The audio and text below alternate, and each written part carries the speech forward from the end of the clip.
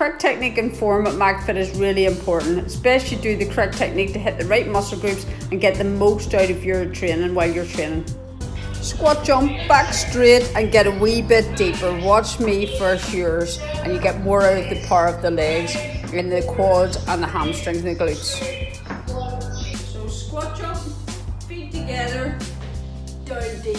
Feet together, down deep. It's a spring up, spring down, and your back is totally straight, never leaning forward. So whenever you go down, back straight, back straight. The lower you get, the more you're impacting the quads and building here and here, and your back supported, so you're hitting core 2. Plank with a forward and back rock. Great position, great alignment, Christina. Just needs to come forward a wee bit more, pause it, and back a wee bit more, and you'll definitely feel it in the core then. You come down. Your hips are low, your feet are the same width as your hips. And whenever you go forward, you need to go all the way forward, all the way back. Not just to your hands, not just here, but come forward, back, forward, back, forward, back. And you'll feel it hit even more. It's brilliant.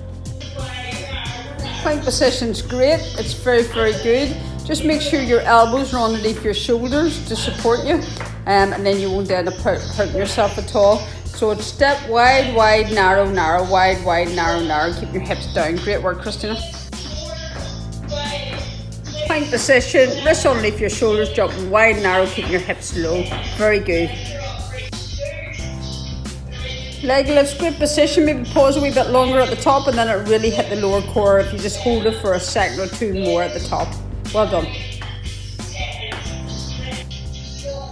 Alternating levers. Arm and opposite arm, opposite leg. Needs to be a wee bit longer and it needs to pause, and the back leg needs to go fully straight with back knee locked out. I'll just do a quick demonstration. Coming into plank long levers, you want to be wrists underneath your shoulders, your knee underneath your hip, and then whenever you extend your arm, it's fully extended with the back leg fully extended and to reach. So reach as far as you can. So whenever you reach, you feel it pulling your abs, and the back leg reaches, so you feel it pulling the lower abs. If you cut it short and you do this, you're not getting it. It needs to be a full extension, full reach. So it needs to be right at reach, pause, and then you'll feel it more, that definite straight leg, straight reach and pause out there. 1, 2, pause. But if you go fast, you don't hit the stomach, you don't hit the core the same way.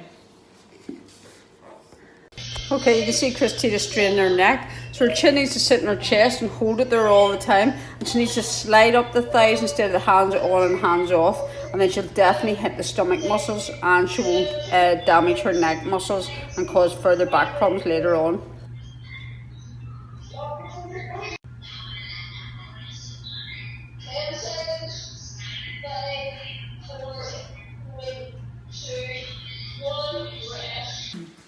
So whenever you're lying down, you're nice and flat.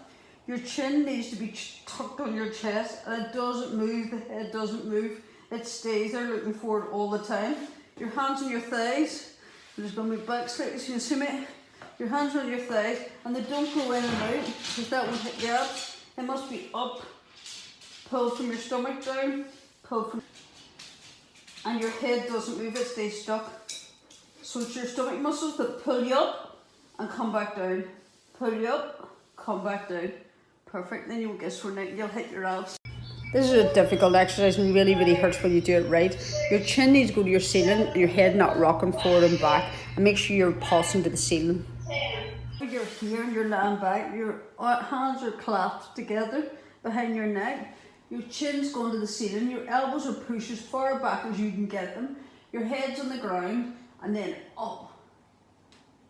Up, up. It's not forward and back because you won't get anything. You'll only get it from the abs here on the up. So you're crunching your top abs up, top abs down, and your elbows back is a significant point to get that push. And then whenever you're up there, to make it even harder, you can stay up there and pulse on it, and then it really burns. Pushing the elbows back all the time, don't let them creep in, keep them back. Chin to the ceiling. Try it, it's a totally different exercise. Reverse crunch, good positioning. Just needs to hold it a wee bit longer at the top in order so it does hit the back and the core. Flopping up and flopping down will give something, but it won't give the same impact to the muscles as this will. So reverse crunch, you want to lie totally flat. You want to have your arms wide on this one, this particular one. You can have a straight arm one, which is drain pipe one, and you're totally straight. It's really, really hard. But this one is here, shoulder width and wide right angles. And whenever we lift, we want to go up and we want to hold. So your back's like arched. So we're coming up, hold, down. This here won't impact you. You won't get it in your muscles. Whereas if you go up and you hold it, 1, 2, you're going to really feel it right tight. 1, 2. Both methods and you'll see how you grow muscle quicker and strengthen your core quicker doing the second option. Okay, cycle sitting up. Great position. Christine just needs to straighten her arms a wee bit more and longer pause on the cycles, and then she'll really feel it in the lower abs. In your cycles, you want your arms locked out. You want there be a slight, not totally locked out, but there be a slight bend, but not a full bend, just here, nice and tall. So you're pushing yourself tall, which means your shoulders are back, your chest is pushed out, and your position's right. So whenever you lengthen your leg, you pause, lengthen the leg, pause. Don't be lying back here, because your core's not engaged. Whereas up here, your core's tight, your shoulders are back, your chest is forward, and then you cycle, and then your stomach's really engaged. And on the leg work, make sure one goes out, point your toes, other goes out, point your toes. Keeping your back nice and straight, your chest out, your abs are engaged, everything's engaged. And then on that pause, it really burns the abs. Whereas this one here, more relaxed, it won't hit the abs. The same. Try both methods. Wee difficult exercise. Christina's doing it well. She's just lying back a wee bit too far to hit the lower abs. If she sits up a wee bit straighter, she'll hit the abs a lot cleaner. So the position is sit nice and tall, cross your arms, legs out. And whenever the legs are out, you're holding them with your abs. Or if you lie too far back, your abs aren't engaged. Try it, sit nice and tall, and then go. And you're pulling from here, and you feel the leg work pulling your bottom abs. And that's what you want to work, is your bottom abs. If you're too far back, you won't hit it as hard. Sit nice and tall, shoulders back, chest out, and then point the toes nice and straight. Toes straight, legs straight. And you're working from here to the levers, the long levers. Great work. Exact same, the double levers, just sit a wee bit taller and straighter, and then the bottom abs will really work. So in the double levers, exact same, sit nice and tall, chest out, shoulders nice and straight. Here there will be a slight lean back because you've got to lift your legs up, but not fully, and then pulsing the legs, and then you can really feel the lower abs engaging. And make sure you engage them in your head, and you feel them first and then work them. Okay, so know what muscle group you're working, and then you'll know it's definitely happening. And it's a really good exercise, and you really feel it down here, even your side obliques get it the longer you go. Wee difficult exercise, you're pushing your legs out and open up your arms and your chest at the same time. Christina's put her arms down and back instead of opening up her chest and back. Where do you see the difference? So whenever you've got your legs off the ground, and you're not allowed to hold your knees because that's cheating holding them. So no hands on your knees, just in front. And as you open, you push your chest forward and arms right the way back, close, chest forward, and your arms remain shoulder height. They don't go down by your sides. Okay, so now they come back, shoulder height, chest forward, sit nice and tall. Hopefully that explains it a wee bit better. So arms definitely don't flop down, they go back. So you're extending your abs so you really feel it here. And the slight pause also helps. This is a great exercise for the abs and the obliques. It's a twist. Needs to be slightly a wee bit longer on the knee twist for you to really twist the side obliques and the core in. My favourite exercises. So you're up, your legs are hip width apart or shoulder width apart, and as you twist your knee up, it's a pause, knee up, pause. So you want to feel the twist here across the side obliques, so you really get it. And if you're not getting it, you're not lifting your knee high enough. This is crucial. So it is, whenever you come up, hold it, back out. Hold it, back out. Because if I do this, I can do this all day. And I won't feel it in the abs. So you really hit them by holding it and right the way up as close to your elbow as you can. Great work, just need to make sure your body weight's moving forward as the knees coming to the outside of the elbow and your head forward too. So whenever you're coming to knee to the outside of the elbow, the body weight must go forward. See the way I'm going to weigh forward instead of just lifting the knee up? Here, I'm actually going forward, forward, forward, forward. Then you're definitely going to feel it. It's a whole different exercise. Tough exercise, making sure your elbows are underneath your shoulders, your feet are hip width apart. And whenever you're doing it, if you look forward, it makes exercise even harder rather than your head going straight down. On this exercise, you need to actually lift one hand up and then the other hand. So if you're walking them, really over exaggerating the walk so you really hit the abs. I'll show you a quick demonstration. So on this one here, whenever you're up and you're in your plank position, you want to lift the hand, lift it back, lift it forward, lift it back. If I just shuffle it, I'm not getting the same impact. It's harder because one hand's holding your whole body for that millisecond, other hand's holding your body for the whole, and back, underneath your shoulders and forward. The slower you do it and the more you lift, the harder it is. Exact same with this exercise. Lift your hands right off the ground, set them down on each side. So up and lift, up and lift. I'll show you an example now.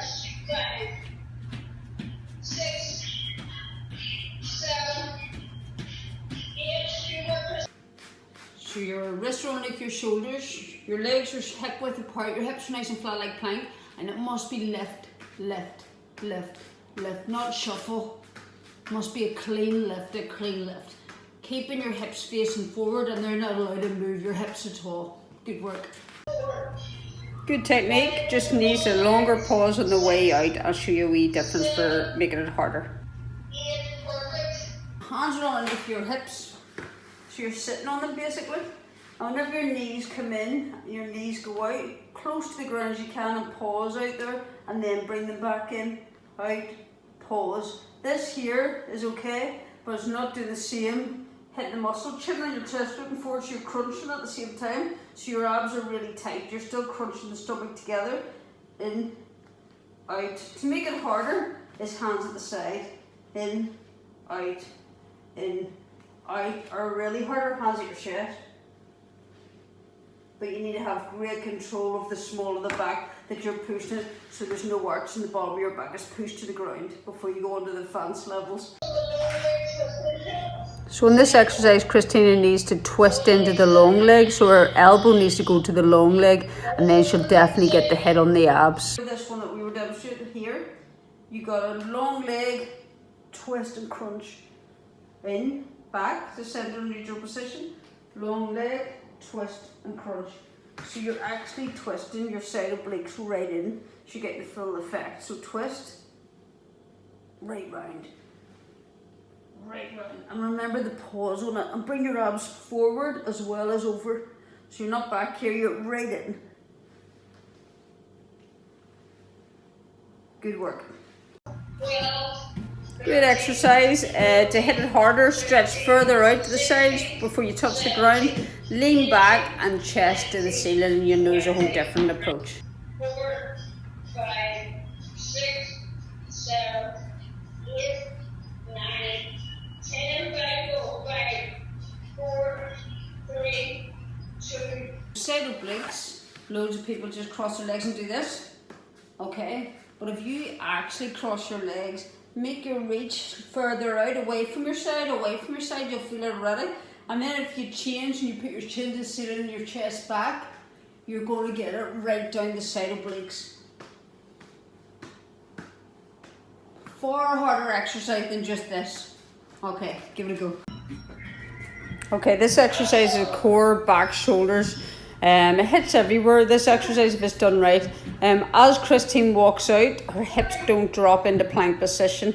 She's taking a shortcut, so she's getting down and up quickly, which is fine. She doesn't know the exercise, but if she gets right down, she will really feel it hard. So in this exercise, when you go for a walkout, your feet are wider than your hips, and as you come down, hinge from the hips forward, so your hamstrings are tight. Your legs are locked out, your knees are straight. Forward, forward, forward, knees are straight. Drop your hips fully flat. Walk your way back in. Stand nice and tall. Go again. Hinge from your hips, knees are locked. All the way forward. Drop your hips. Not leaving your ass in the air, it's easy. Drop your hips, you'll get in your core. Then walk them back, your own body weight, pushing through your shoulders. Back up straight, nice and tall.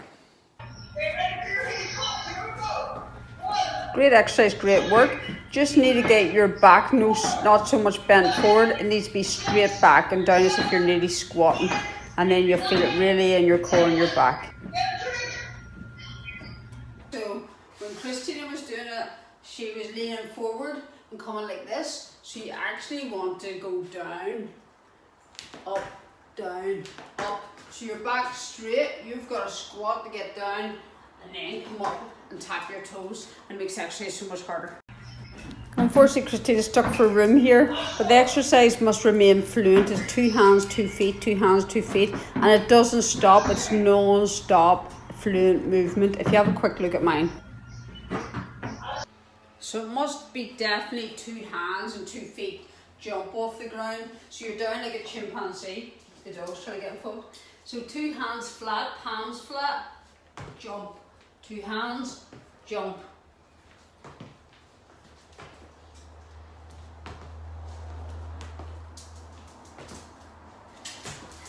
What are you doing?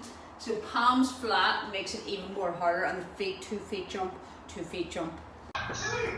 Okay, new exercise for Christine. This is a bear crawl. There's 2 methods of doing it. There's crawl out with your hips high in the ceiling, and there's crawl out with your knees close to the ground.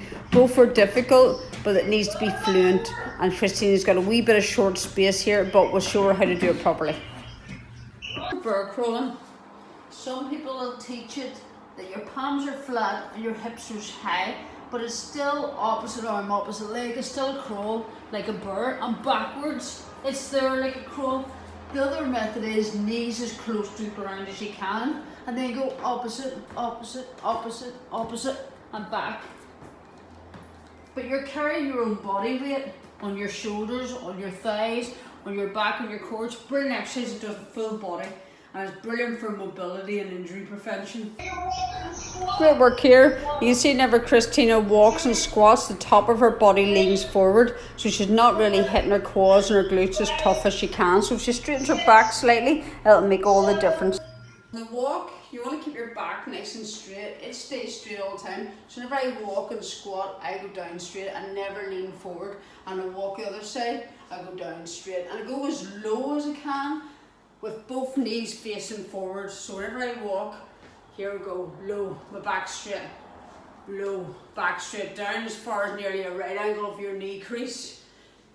So toes are straight, knees are straight. But the most important thing is I don't lean forward.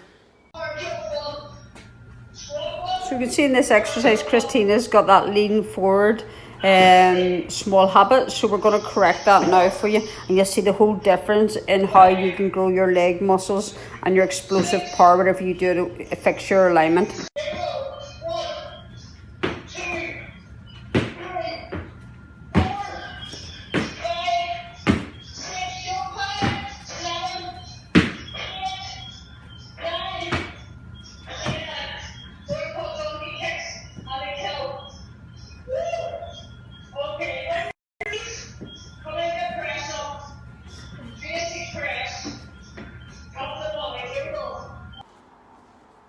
So in this one, Christina also leaned forward, so she's not getting the squat effect of back straight. So you want wide feet, toes out, sit back as if there's a chair behind you, your back's down low, come up tall, go back into the same position, power, straight, straight down, power. And then you've got to, if you lean forward, you're taking the impact off your thighs and your glutes.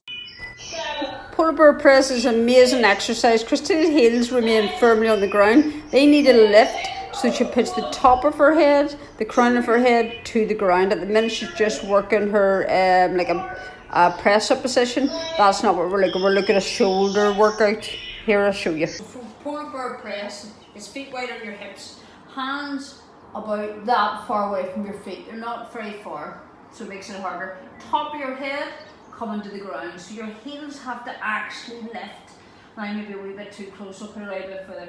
So your heels lift, you bend your elbows, your head's to the ground, you come straight back up. Down, head to the ground, straight back up. And your heels are coming off, so you're forcing your body to press your body weight straight down, and you're hitting shoulders and arms big time. Great work from Christina here. Could bring the legs in slightly in deeper on the burpee, and then as she stands up, she's got to jump in the air as well to finish the burpee out. It's a double burpee. So for a double burpee, it's feet. 1, 2, 3, 4, 5, 6, 7, 8, 9, 10. I can remember squat, go. 1, 2, 8, this and 4, these 4, 4, 5, 6, 7, 8, 9, 10. Turn right, right squat. Step back in your hands. Go. 1, 2, 3, 4, 5, 6, 7, 8, 9, 10. Out flat, so hips low. Feet in, feet out, feet in, spring. Out, 1, 2, spring. Toes to the ground on the spring. The one we do slightly different is a double burpee. 1, 2, stand tall, back straight. 1, 2, stand tall, back straight. And then we do an add-on. 1, 2, tall, jump, jump. 1, 2, jump, jump. So this is a squat with a kick, so we need wider feet and the kick with a bent knee. I'll just demonstrate now. Okay, so whenever you squat, toes wide, out, hip width straight in front, so squat fully, bent knee, kick, down, bent knee, kick, down, bent knee, kick. Rather than a straight leg kick, it's a knee up and a kick. So it's squat, kick, squat, kick. 6, 7, 8. Totally new exercise for Christina, a bit of boxing. The arm needs to fully extend and the foot step out a wee bit further. Yeah, when we do the fighting Mac boxercise class, it's a long stance, okay? Narrow, straight on, and as I punch, my front foot moves long. So see the length of it? Back, long, back, long, back, long, back, long, back. Whenever I take it into bounce,